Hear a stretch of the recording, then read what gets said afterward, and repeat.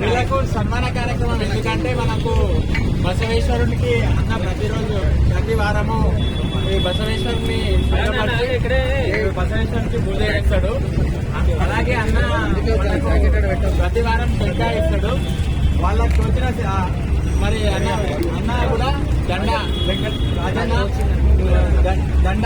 దండ రూపకంగా బసవేశ్వరునికి భక్తిని వీళ్ళు ముగ్గురు వాళ్ళ నాయకమే కైలాసం అనే నినాదాన్ని వాళ్ళు చాటి చెప్పి వాళ్ళ శ్రమను బసవేశ్వరుని రూపంలో ఆయనను సేవ చేసుకుంటూ ధరించుకుంటున్నారు.